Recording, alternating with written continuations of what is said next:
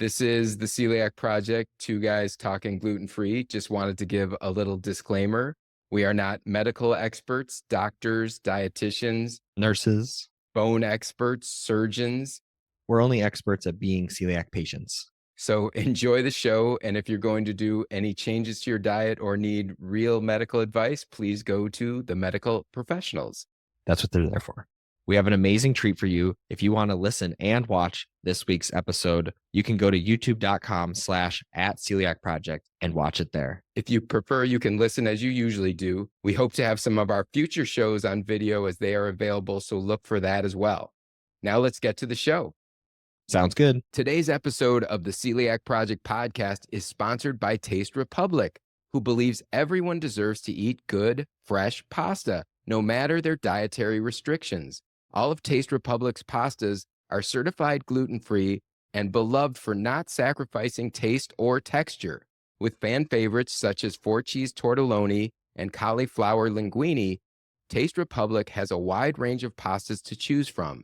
Find Taste Republic at retailers such as Meijer, Publix, and Target, or online at tasterepublic.com. You found the Celiac Project podcast, two guys talking gluten-free. I'm Mike. And I'm Cam. Who's joining us on the podcast today, Cam?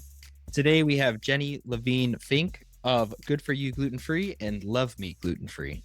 Yeah, we have a really exciting conversation with Jenny about all the great stuff she's doing for the celiac and gluten-free community. Let's get to the show.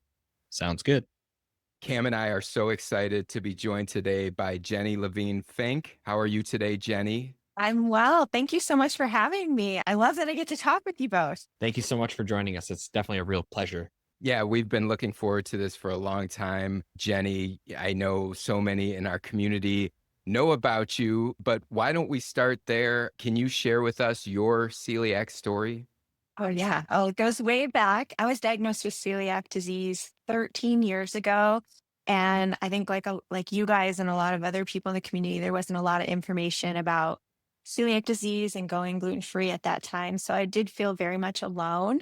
And I went gluten-free, didn't feel better. It only made me marginally better and realized that, yeah, celiac disease really did damage my gut. And I needed to go on a journey to heal my body. And so I started a blog. I started researching all sorts of information about gluten-free living and writing about it. And I enrolled in the Institute for Integrative Nutrition just to learn more about what was going on in my body. And one of the biggest things that I learned on this journey was that food, what we put in our mouth, the food at the end of our fork, affects every cell in our body. And so I went on this journey to really heal my body, create recipes that could help me feel better. And I was sharing them with the community. And so that's how it all started, 13 years ago, and with a little blog and a mission to feel better. That's great. Can I follow up to that? So you got diagnosed 13 years ago.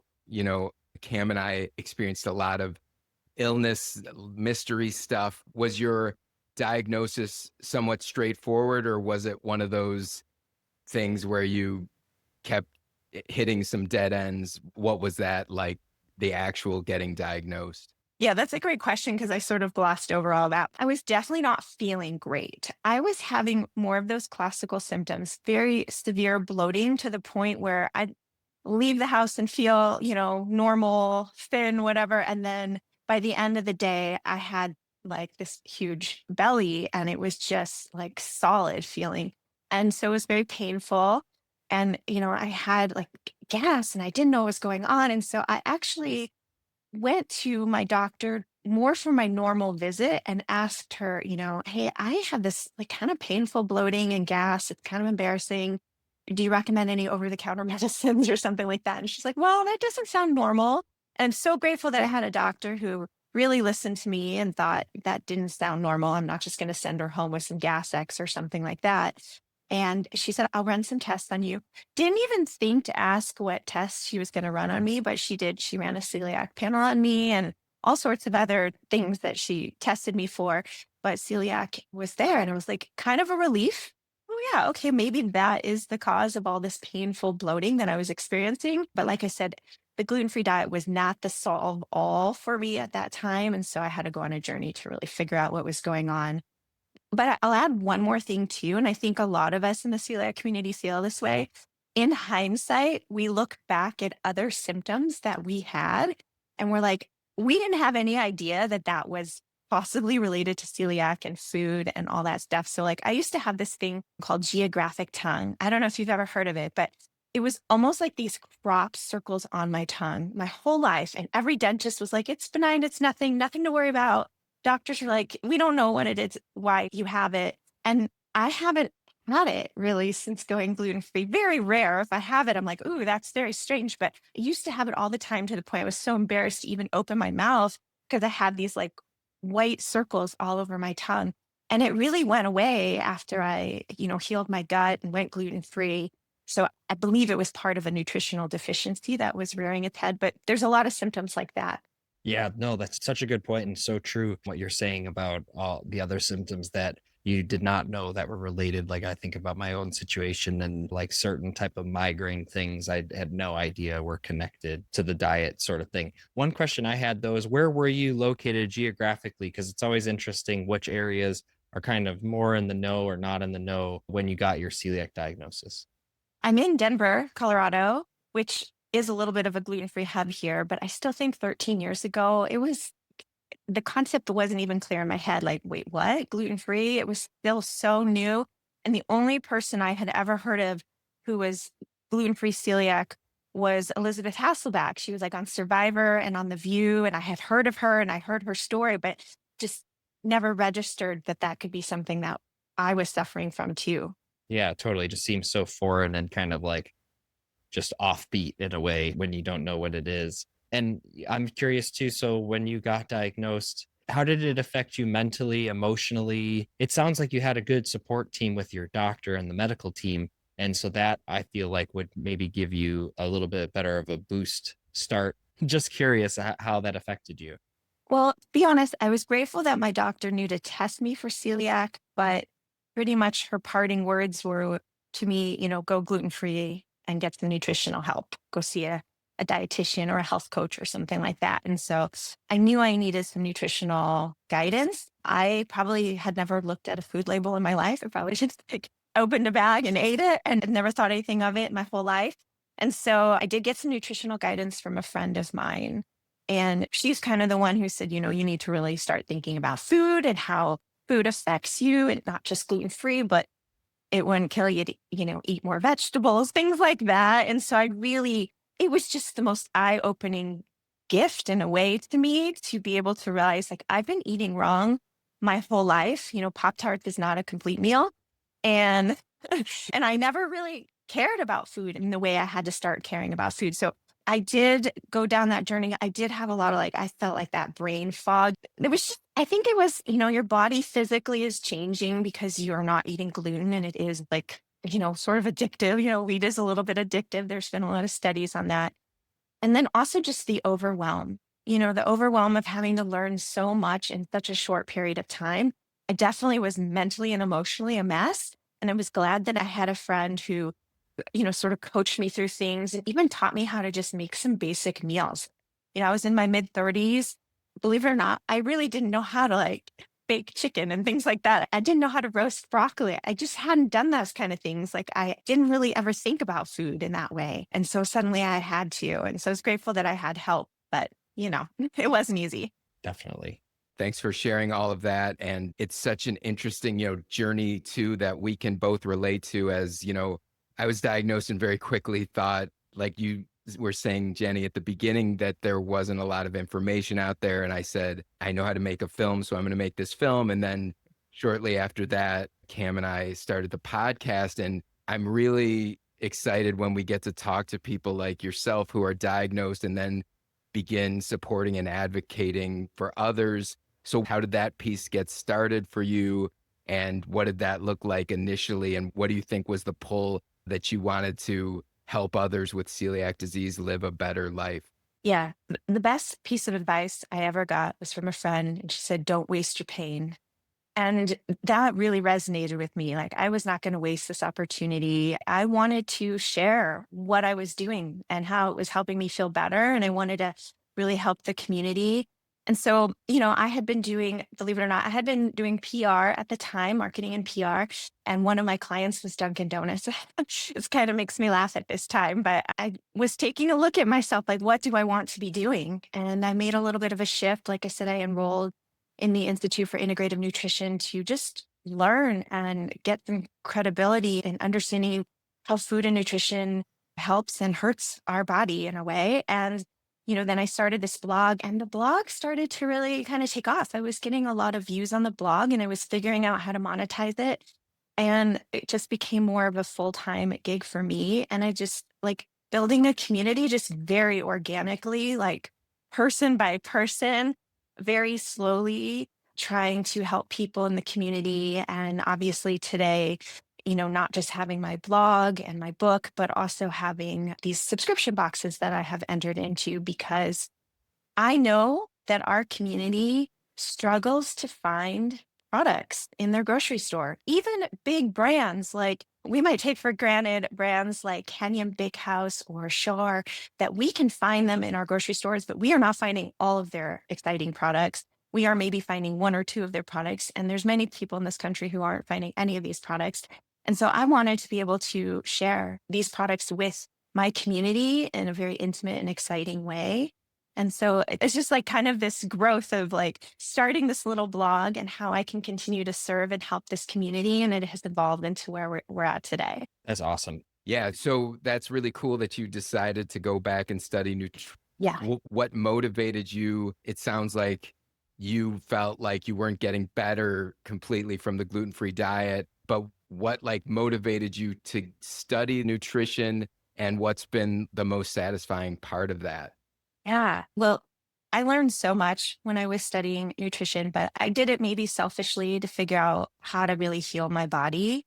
And I learned so much about food and how to build like a plate, and have half my plate be vegetables and eat more vegetables and how to really heal from the inside out. And so I'm trying to think of some of the, there was just so many great things that we learned just about how food affects our body. I did a lot of other things too to really help me heal because like I said, just going gluten free and swapping a donut for a gluten free donut, that was not helping me.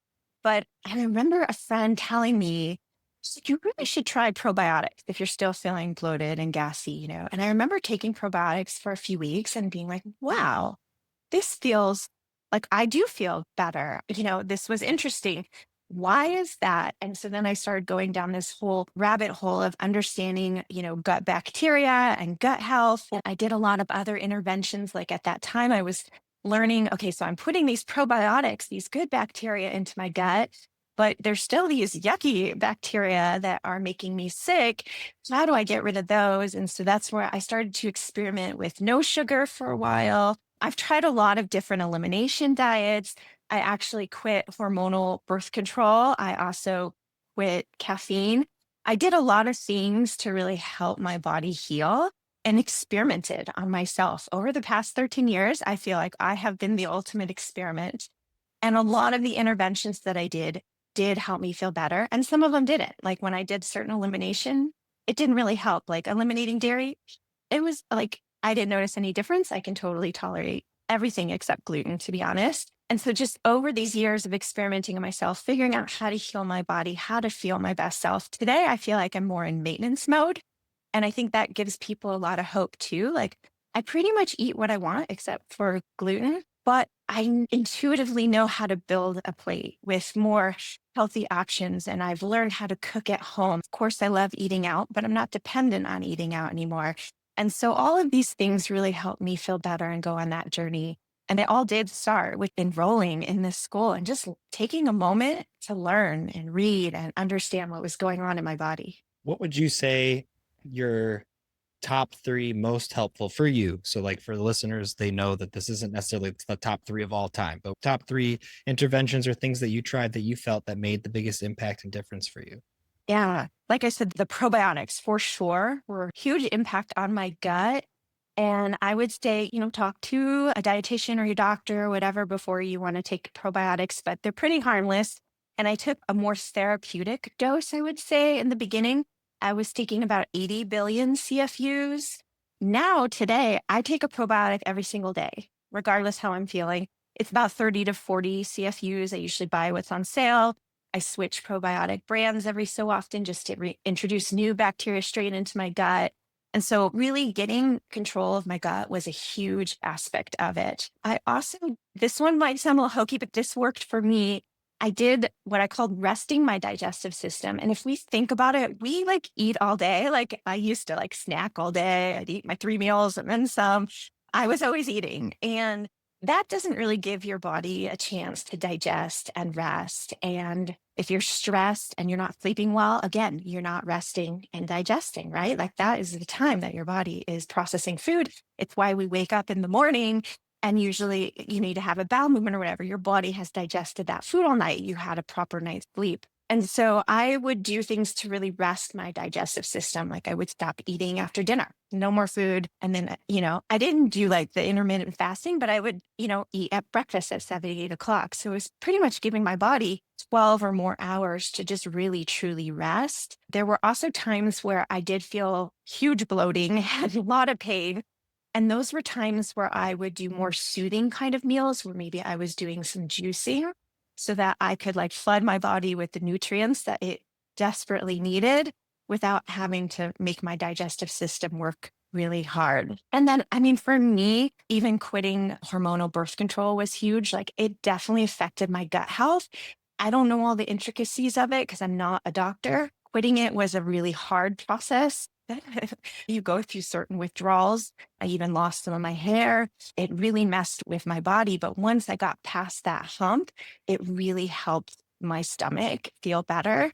And like I said, I would say in the last 7 years or so, the last half of these celiac years of my life, I've never felt so good. Like I feel good. Like I'm not on any medications. I don't have painful bloating. I mean, occasionally we all have an upset stomach. I'm not going to lie. Like some days you feel better than others, but it's nothing that felt like that everyday Severe. occurrence. Yeah.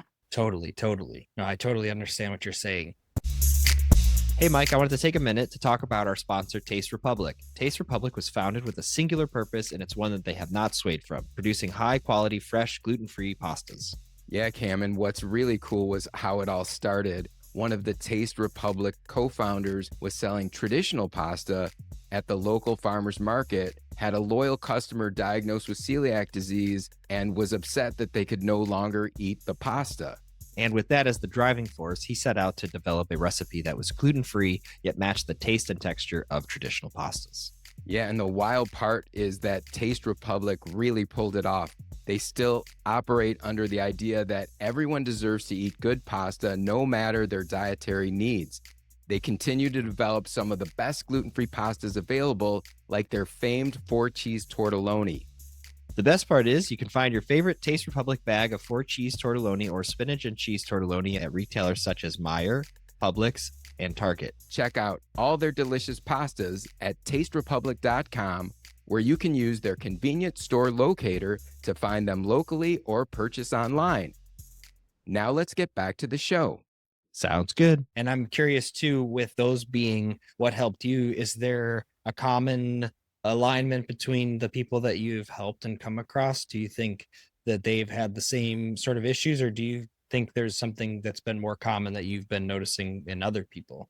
Yeah, well, I don't do a lot of health coaching. At first, I thought maybe I would help other people and do some coaching.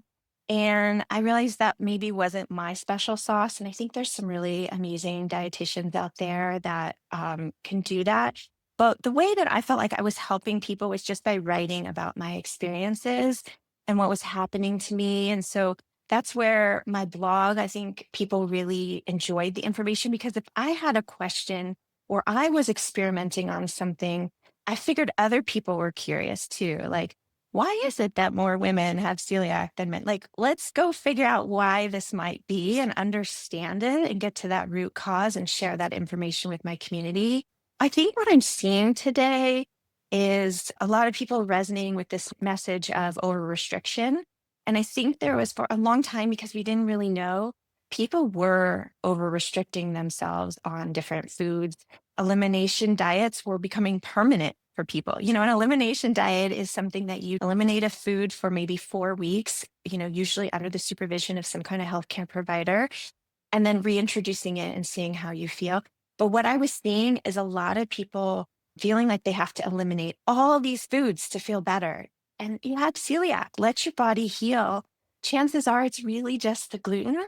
And maybe there could be some other intolerances in there, but a lot of times what I was seeing is if you have a lot of food intolerances, it's the sign of poor gut health more than the sign of you can't eat, XYZ foods. And so I think we just have to realize that there are foods that people with celiac disease or even gluten intolerance may be more prone to being also intolerant to.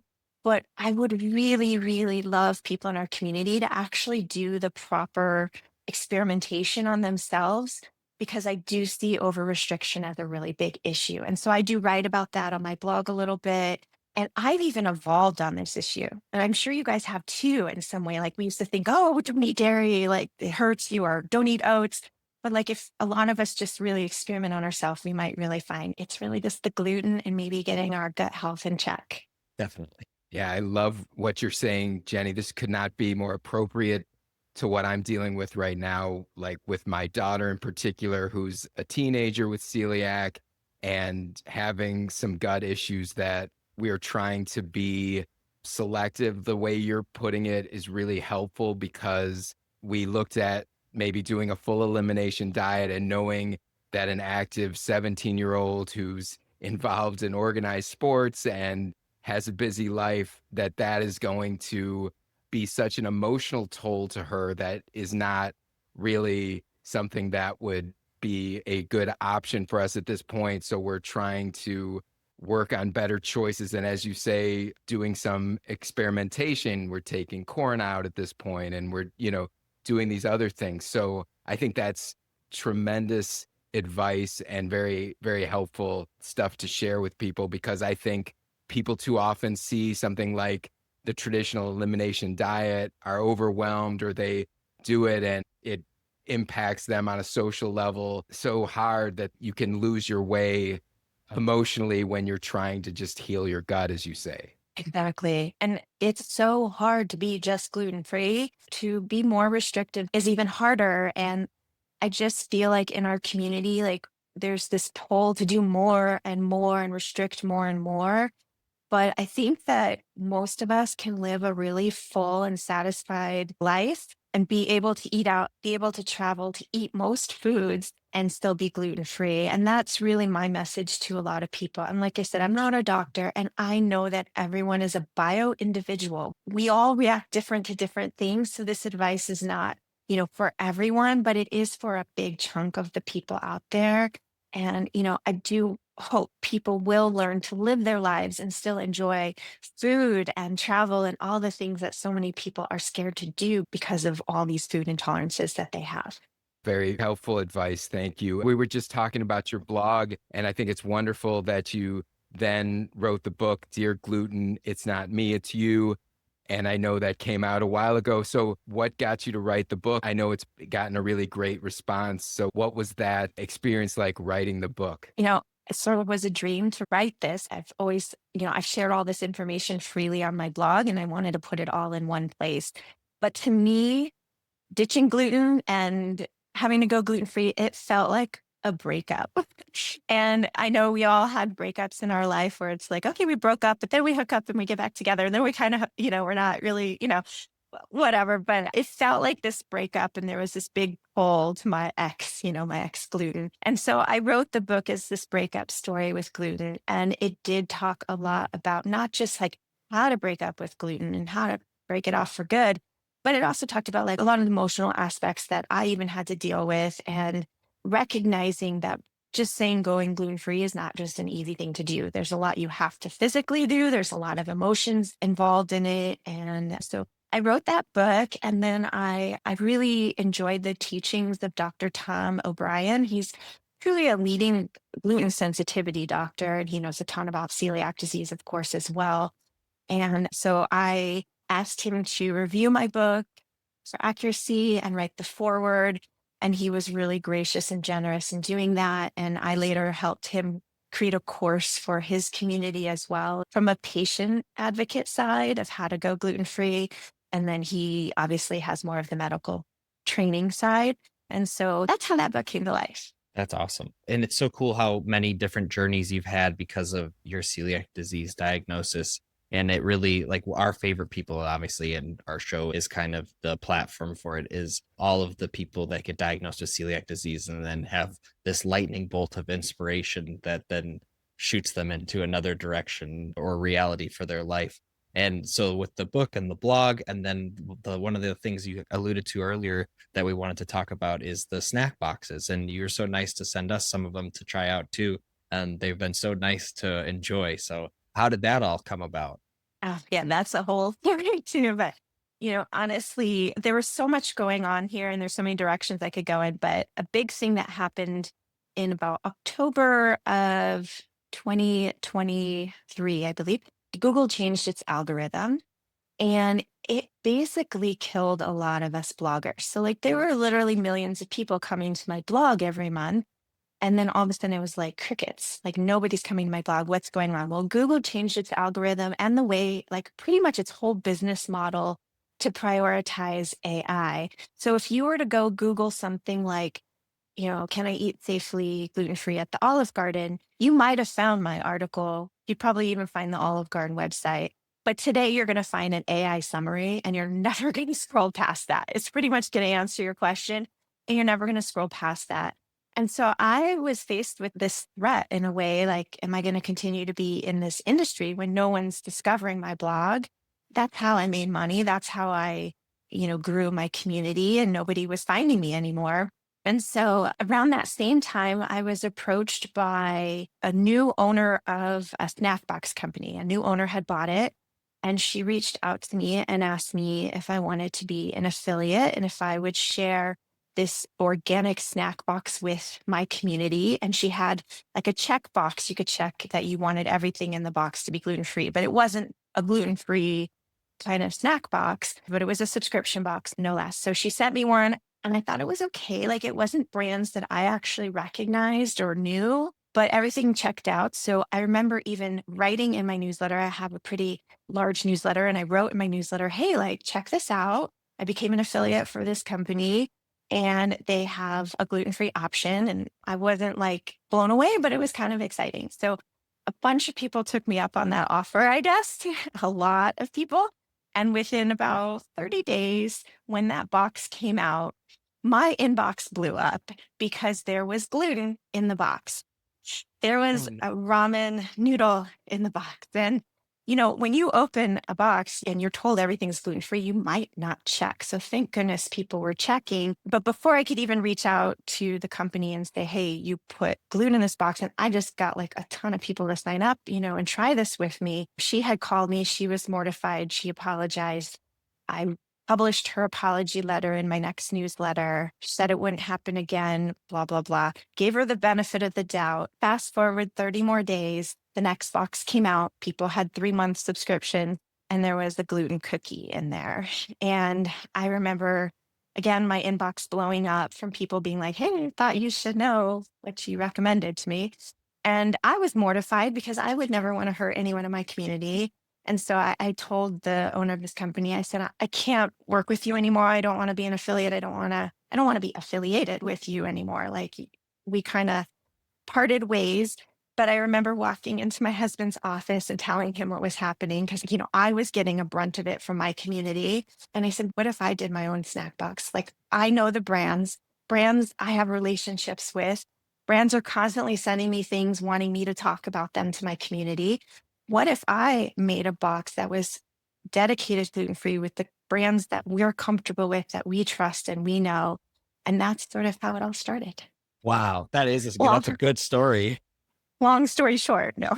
No. And just to go through the woes and still want to, go through with it all and find a safe alternative because clearly there's a demand for it and it wasn't being met yet. And so kudos to you to stick with it and keep it going. Thank you. Just to add on to what Cam is saying, I think it's great you're looking for a new sort of business to be in. And nobody's going to take care of our community better than someone who understands it. So I feel your pain for having to take some of the hits. I would also been mortified.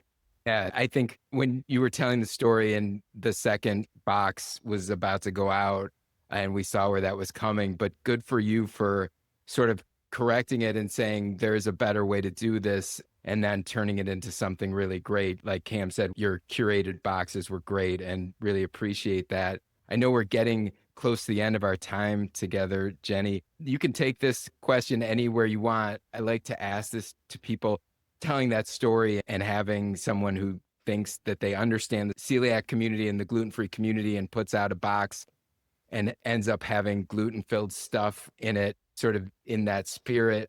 What do you think that most of the general population maybe doesn't understand or misunderstands about celiac disease and people living with celiac disease? Oh, wow. Oh, that's a great question that I hadn't really thought of. But yeah, I think that people think, like, for example, with this other box company, that I think it's more like we can just put anything that's gluten free in there or has a gluten free label or doesn't contain gluten in it. But I think that our community, we demand better. We want brands we trust. We're looking for certain labels and disclosures. We're looking for good products.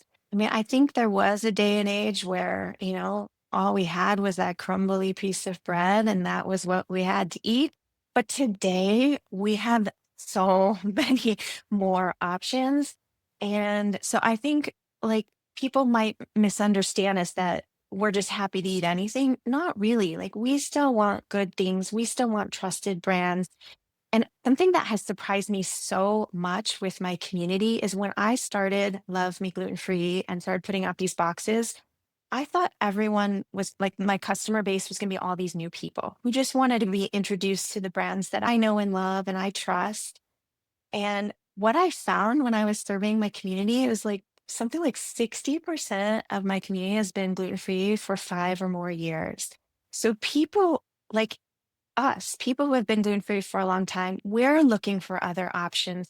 We want to get out of that food rut. We know there's good things out there. We just maybe don't have access or know about them. So that's where I feel like I can insert myself to really help this community and deliver a better kind of product than what's out there. And people who just want to think we're okay with anything, which we're not. True. And all to think that this all came from your friend telling you to not waste your pain. Yes. Don't waste your pain. It's so true. It's so true. And yeah, and it's great that this has all come out of that. Because I agree with you too. The brands, we all know when a celiac is brand loyal, it is a different level of brand loyalty. They probably should study that in marketing classes because Yeah. just a different thing. It's not the same thing at all. It's way, way, way deeper. So I can totally see and understand why your community would have that feeling to you and your boxes as well. Absolutely. And I think that one thing too about we are very loyal to certain brands, but I also think we don't always know what we're missing out on because maybe we found a gluten-free pasta that we really like. So we end up buying it over and over again because we've been burned before by some that are not so good. But now, like, I'm sort of forcing them to try something different. And maybe they'll be like, no, I'm going to go back to the one I liked. And maybe they'll be like, oh, I kind of like this one too. And I really think we can even the playing ground for a lot of the new brands that are coming out there because I really love these new brands and I feel like they're like my children. Like I want them to have the opportunity to get into the mouths of gluten-free people, but they maybe can't get on the shelf at a Kroger or a Whole Foods because they don't have that kind of money and they can't get the attention of the right buyer. And we see people in our community go crazy when things like gluten-free Oreos come out. And yeah, okay, that's great. Like I love when the big brands are finally looking at us, but there's been some great sandwich cookies that have been with us all along for like Glutino, stuff like that too. So I really like to support the brands that have been with us for a long time and know and love our community. I agree. Yes, well said. Really agree. And Jenny, it's been so great talking to you today. Before we go, could you share with our listeners? I'm sure many, many know where to find you, but how they can connect with you and also find out more about your curated boxes and your book and what you're doing. Thank you so much. Well, so my blog is goodforyouglutenfree.com, and you can also find me on Instagram. That's where I spend most of my time, on Instagram at goodforyouGlutenFree. And then if you would like to join us at Love Me Gluten Free and get one of my monthly boxes, or join as a subscriber and get it every month, you can go to lovemeglutenfree.com. And if my cart's open, you can join us. And if we're sold out, just join the wait list and I will let you know when we have our next drop. And we're also on Instagram and TikTok at Love Me Gluten Free as well. Perfect. Thank you so much. Really great talking to you today, Jenny. Thank you both so much. This was wonderful. Thank you. You're welcome. Thank you for joining us. Thanks for listening to today's show. If you like the podcast, please consider leaving us a 5-star review on Spotify, iTunes, or wherever you listen to the podcast. This will help other people find the show. Thanks so much, and we'll see you next time. See ya.